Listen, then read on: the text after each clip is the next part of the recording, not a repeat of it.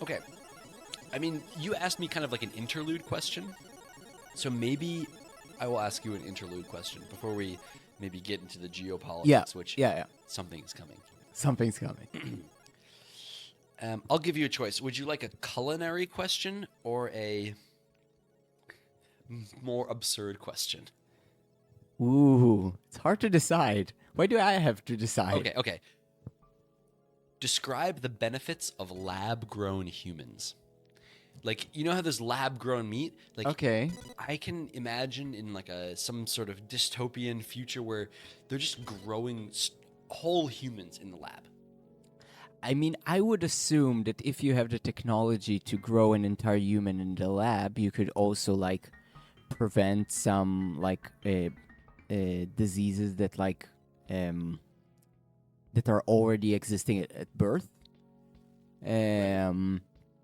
So like you can grow like non-autistic kids. Sure, like any birth defect could be scientifically corrected. Exactly, no diabetes, no, so that's one benefit. Like another benefit is just like cheap labor, right?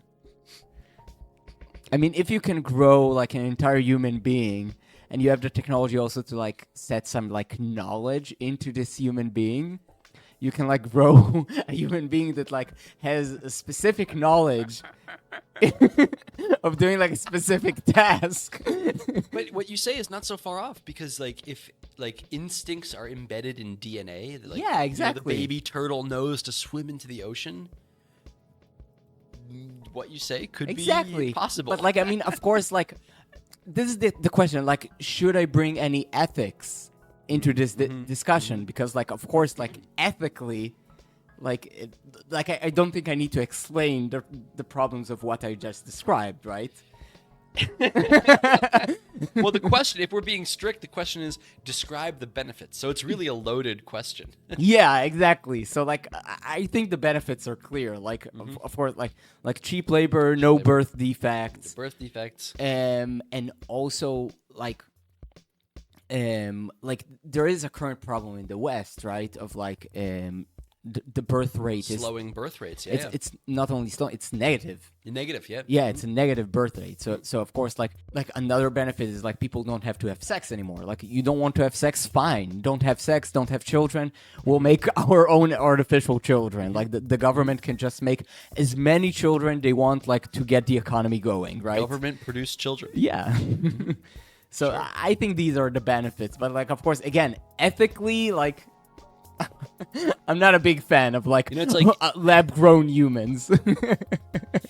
It's like what Obama said in around like 2013 or 14. He said, hey, he gave it a State of the Union address, and he said, we need America's youth. We need more engineers. We need more STEM, like science, technology, engineering, mathematics. America should grow in these technological fields. Like you can write poetry on the side. I'm not kidding. Obama really said this in his State of the Union address. What did he say exactly?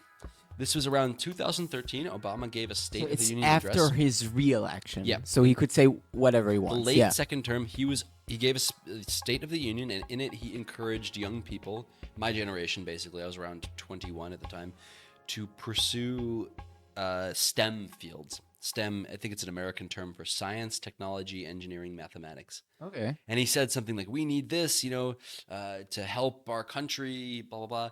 But, you can write poetry in your free time. This was his logic.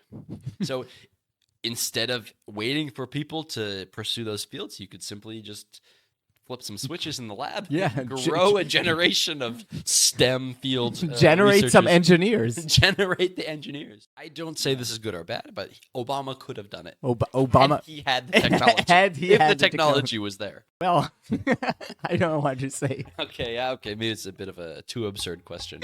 No, I mean, I think we're not far. We're not far from like cloning technology already exists. CRISPR? What is CRISPR? Oh man, I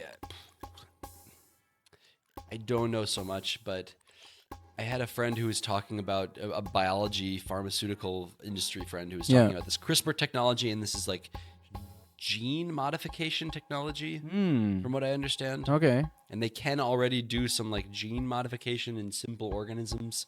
This is insane. It's called CRISPR. Whoa. Yeah, I'm sorry, I'm not so knowledgeable in this to bring it up in the podcast, but Yeah. yeah, it's not so absurd, not so off the radar. Yeah. I mean the to get maybe to like the negative birth rate thing. Yeah. Just because we brought it up, it just like reminded me because you said we're going to discuss some geopolitics. It reminded me of Yasser Arafat's saying that he said that like the greatest weapon of Palestine is the Palestinian women's womb. Okay. So he said he will win by the numbers. I mean, I respect this kind of reasoning. Yeah. Because I mean, I'm definitely on the pacifist side of things, but it's like, okay, if you are a people who are being oppressed, for lack of a more nuanced term, then how can you fight? How can you really like, yeah, try to like have a life for your people and populating? Yeah. It sounds so basic, but exactly. populate. Yeah. Yeah, I mean, just to be clear, Yasser Arafat was not a pacifist. No, but of course, I know the history. Yeah. But in this point, I respect this as like, okay, it's kind of ingenious in a way. It's like you can't really fight that. Yeah. Although you can. You can. You can. You can. Oh, okay, maybe we should dive into the we should move on. Yeah, move on. Move it on. Well, another sip. Another sip. To Actually, the Palestinian women's womb. Yes, I can cheer to that. Yeah.